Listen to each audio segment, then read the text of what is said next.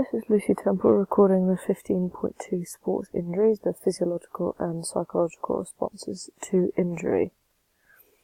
The first stage of this is the 3 stages of healing, and these are inflammation, repair and remodelling. And it says along this figure here, that the first stage lasts between 4 to 6 days. This can range from anywhere between, this first sort of day up until about a week. And then this part here is the repair phase, so that can again go between sort of 3 and 4 days, anywhere to 24 days. And the remodelling phase begins at 21 days up until however long it takes for that injury to be completely recovered, completely healed. So this would happen during a sort of broken bone where the remodelling begins. And there are different physiological responses to different injuries. So the first one we've got here is a strain. Now a strain is muscular, and you can have different grades of a strain. So as you can see along this picture, it's got grade 1, a grade 2, and a grade 3, which is obviously far more serious. So the grade 1 is a pull, as you can see in this part here. It's just a little bit along the muscle. It's a little bit painful. It doesn't really swell up, and you have sort of a moderate amount of movement still, compared to a grade 2, as we can see along here, which is a tear in the muscle, and this does swell. It has moderate to high sort of pain, depends how bad the tear is, and this could be anywhere between 10% to 15%, and then the movement, you can have moderate movement or absolutely no movement whatsoever, and grade 3 is a rupture where it has completely detached. It can detach from the tendon or within the muscle. And this is obviously very, very painful for anyone. There's going to be absolutely no movement whatsoever. It doesn't matter what exercise, stretch, nothing. And this is debilitating because you've completely torn your muscle. You just can't do anything with it. The next one here is a sprain, which is more more to do with bones and ligaments and tendons. And again, you have a grade 1 to 3, 1 being the least, 3 being the worst. And then grade 1 is called a stretch, instead of a pull. And this one is, you're still mobile, still fine, you have a moderate stability in that sort of joint. So, for example, in a knee joint, you can still walk, you can still run. Probably a good idea to keep a little bit of pressure off it, but you can still walk. The joint's still going to be pretty stable. You're going to have a lower strength than obviously you did before, but if you do stretch your tendons, then you can continue playing. It's not going to be the end of the world. With a tear, however, you're probably going to not want to continue playing if you've torn your tendon during a game or a training session, and you're going to have low to absolutely no strength whatsoever in that, because it's torn, that's painful, probably not a good idea. You're still going to have moderate stability though, because there's still going to be that joint there. It's still going to be joined a little bit, it's not completely gone, and therefore it's still going to be slightly mobile, unlike a rupture where it is completely immobile, it is completely torn off, it's just detached completely. You're going to have obviously no stability because there's nothing holding it together, no strength, again, nothing holding it together, and definitely not a good idea to continue playing if you have completely ruptured your tendon and a joint. It's probably a good idea to just stop and go and seek medical attention as quickly as possible. And the next sort of injury part we have here are hematomas, and this is just a bruise. And there are 2 forms of this, and intramuscular. Intermuscular is much more held together, and it's a more sort of condensed part. So if you get a bruise, you're going to get it in one little spot, and you just kind of one bruise, and that's just going to be where it stays. Whereas intramuscular it's going to spread out, and the capillaries are going to burst when you get a bruise, and it's going to just spread and it's going to look a lot more serious, but it's no more serious than an intermuscular hematoma. So, for example, if someone was to poke you in the arm, and that would give you an intermuscular bruise because it's only in one small place, whereas if someone was to kick you in the side of your calf or your quads, that is going to create an intramuscular hematoma or bruise, because that's going to spread and the blood is going to disperse and make a much larger bruise. And for more healing part here of any injuries, there's the blood clotting mechanism. So this is just a sort of response to injury. There's another physiological response to injury when you have a cut. So for blood clotting mechanisms, the first mechanism there is a platelet, and this acts as sort of like a plug. So that's just going to start plugging in the bloods, and it's going to start forming the basis of the scab that completely stops the bleeding, just so you don't, continue bleeding. It's going to want to stop that, and these platelets kind of go in, they plug it all up and they fill it in, just sort of like a temporary fix, because they don't last there for longer than the other ones do. So the next one would be the clotting factors, and this kind of reinforces the platelets as they act as the plugs. The platelets act as the plugs. This is going to reinforce that, and they kind of fill in the little gaps that the platelets wouldn't have done, and it helps to keep it in place. The next one is the fibrin. And these act as a sort of glue, you could say, to the next part, where they keep everything in place. They just go over and they kind of hold it all in so nothing escapes, and obviously keeps all the blood in, stops the blood flow, and it helps to heal that cut so it can, go back together.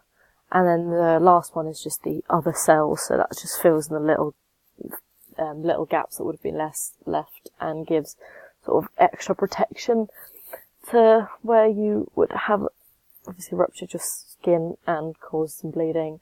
And these 4 different things all help to kind of create the scab to stop it bleeding and hold it all in place, just while your body heals and the skin can obviously go back together, and then there's no more cut.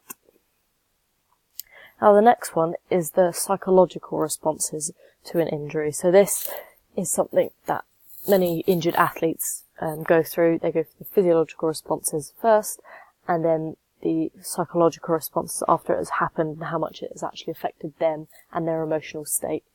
And this is where the stages of grief come in. As we can see here, we've got denial, anger, bargaining, depression, and acceptance.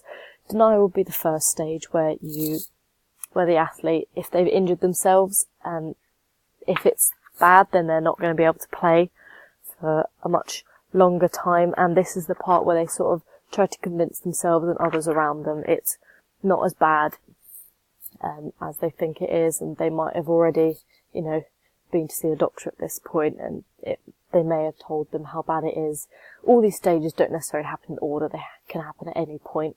So denial could just happen at any point, but usually right at the beginning, where you sort of realise, you don't quite realise how serious it is, and you just think, no, it's fine, I can continue playing, when actually you can't, you need to stop. And this tends to be the first sort of reaction, and just kind of disregards the situation. And this is a temporary response that comes through the first sort of wave of pain that you get through the first injury. And then the second one we've got here is anger. And this could be anger, the fact that the athlete may have let themselves be injured, the fact that it's so serious, they get that anger of maybe the person that is injured, that maybe they didn't take the right precautions, or they could just be angry at, just the fact that it's happened to them. So this could have happened either before or after. They may have got the results of how bad the injury is. They could be angry it's as bad as it is and they can't play, and they're out for sort of 6 to 8 weeks or even a longer period of time. They're going to be angry that they can't do that, or they could be angry that they haven't got the right treatment. It could be anything like that. And the next one here is bargaining. So this is probably going to happen after they've got their results of how bad the injury is and the fact that they can't play. So they're going to go and sort of try to go through the situation, say, no, it's fine, I can play, and go to their coach and tell them, oh, no, it's fine. It's similar to denial, but it happens a lot after the realization of how bad it is. And they're going to have a lot of feelings of helplessness and vulnerability, and they're going to have that sort of need to regain their control. And it's almost a way of like postponing the inevitable that they can't actually play anymore. And then after that, and after the realization, they're going to go into probably one of the worst phases here, which is depression. This can be a very long period for a lot of athletes before they get to the acceptance stage, and this can be really quite debilitating for anyone who goes through that sort of stage, that really finds it hard to look at all their, like if they're playing in a team, look at their teammates and see how far they've got and that they can't do that. And they sort of confronted the reality of how bad it is and know that they're not going to be able to play for a much longer time, and that when they go back, they're not going to be in the same position as they've worked to get, and they're just going to feel very, very isolated from groups or coaches or anything if it's a singular sport or a group sport. They're going to have a lot of isolation, a lot of, depression. And the next one is acceptance, and this last stage, is where, it's the more joyous feeling. It's where they accept that the injury, they're going to go through all the rehabilitation exercises, they're going to work hard to get where they were before and keep going and keep pushing, go through the exercises, get the right treatments, and this is going to work them towards their end goal of being able to play again. And along with the stages of grief, you have 9 different emotions that they may feel, and a few of them are similar to the stages of grief. And they're going to have these emotions along with the stages of grief. So you're going to have fear. You're going to have fear at how bad the injury is. You're going to have fear that you're not going to be able to play. Fear that they're not going to be able to get back to where they were. Fear that their teammates are just going to go on without them. And isolation, where they're away from their teammates. And they're going to feel really alone because they can't play. They don't have that sort of social aspect anymore. And anxiety, they're going to... not all athletes or anyone that's been injured will have these 9 emotions indefinitely, but they're very, very common, and anxiety is one of them. Anxiety could happen at any stage, really. Anxiety before you get the results, anxiety when you realise of having to tell people and having everyone realise that you're not going to be able to play. Or when they get to the end stage and they have, have their acceptance and they're ready to go back and play again, anxiety of getting back out and playing again when they haven't done so for a really long time. And frustration, which is similar to the one before, you're just going to be frustrated that you can't play, you can't go out, you don't have the social aspect. And, being sat inside in one place, it's going to be very frustrating, and frustrating that a body doesn't allow them to do what they used to. And anger, obviously we've mentioned before, that could be anger at anything, as previously mentioned. Denial, also previously mentioned, denial of how bad the injury is. And then, because of that, you're going to have a severe lack of motivation. If they can't play and it's going to take a really long time, if it's a serious injury, they can have a lack of motivation to try hard if they're not going to be exactly where they were after they've worked so hard to get where they were previously.